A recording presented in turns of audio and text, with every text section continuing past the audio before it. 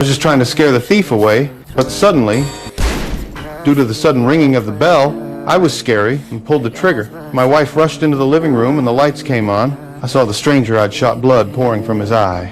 My hands were still shaking when the police arrived at the scene moments later. The sheriff identified the intruder as a wanted criminal named Freddy. He told me not to worry, it was clearly self-defense. To close the case, I needed to head down to the station to give my statement. Sitting in the back of the police car, I couldn't believe I'd actually killed someone. When I got home, my wife and I collapsed on the floor, staring at the blood splattered on the wall. We had no idea what to do. Eventually, we started cleaning up the bloodstains. By morning, the whole town had heard what happened. The sheriff told me the intruder would be buried the next day. But I couldn't help wondering, did this guy have any family? The sheriff said he had a father who was serving time in prison. But here's the thing, his father was being released today. Shit don't fall far from the truth. Of all days. That's when I started to feel uneasy. Worried about potential retaliation from this criminal's father, I had all the locks on our doors replaced with heavy-duty ones. But after receiving a call from an unknown number, I got seriously nervous. The person on the other end didn't say a word. I was convinced it was the dead man's father. Out of fear, I didn't sleep at all that night. I sat in the living room on high alert until dawn. The next morning, I decided to go to the cemetery to see Freddy's grave. But as I sat in my car, an old man suddenly appeared beside the window. Quiet and peaceful, isn't it? Come to watch the shit go in the hole. I knew it had to be Freddy's father, fresh out of prison, and what he said next absolutely terrified me. Oh, that was a nice picture of your family in the paper. Your boy, he looks a whole lot like you, doesn't he? I immediately drove to my son's school and picked him up. Then I went straight to the sheriff, begging him to arrest the man. But the sheriff said without evidence, there was nothing he could do. He wants my son. He's probably just trying to scare you. Don't let him. After leaving the station, I took my wife and son home. But the moment we got to the front door, I noticed our lock had been forced open. Get back in the car. What? The lock's busted. Oh my God. In a panic, I told my wife to take our son to the police station while I grabbed a tool from the trunk and went inside to check things out.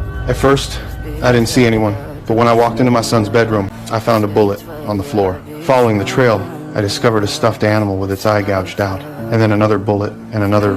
The police arrived quickly. Now we had evidence. They assigned officers to secretly protect us and left one cop stationed inside the house, but I still couldn't sleep. I went downstairs for a glass of milk, and when I returned to the bedroom to try to rest, the intruder's father was standing right beside my son's bed. When I heard strange noises again, I went back downstairs to investigate. The attic entrance was wide open. Kevin? He's in the fucking house! He's in the goddamn house! Jordan!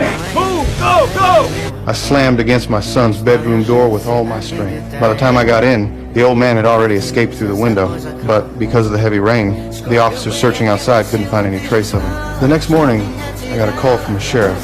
He said they'd caught the old man and were about to send him to prison. I finally felt relieved. Feeling like the danger had passed, I excitedly headed to the station. But after finishing my statement, I noticed wanted posters on the wall. When I saw Freddy's name, I stepped closer to take a look. To my shock, this Freddy wasn't the man I'd killed that night. I showed the poster to the sheriff and asked him about it, but he insisted this was the same person I'd shot. That is not the guy. He said I was probably so stressed that my memory had gotten fuzzy. Before I could get a clear explanation, the sheriff rushed me out of the station. But I knew I hadn't misremembered. So that evening, I went back to the station to ask more questions. That's when I saw the sheriff and his men loading the old man into a car. But hadn't the sheriff told me they'd already sent him to prison? After thinking it over, I got in my car and followed them. They drove to a spot near some railroad tracks and injected the old man with a sedative. Then they laid him down on the tracks. They'd even staged the scene to make it look like he'd passed out drunk. Watching this unfold, I was completely stunned. If I hadn't actually killed Freddy, why frame me for it? And why were they trying to get rid of Freddy's father? Before I could process what was happening, I heard the train approaching. After a moment's hesitation, I made my decision. I needed to know the truth, so I rushed out to save the old man.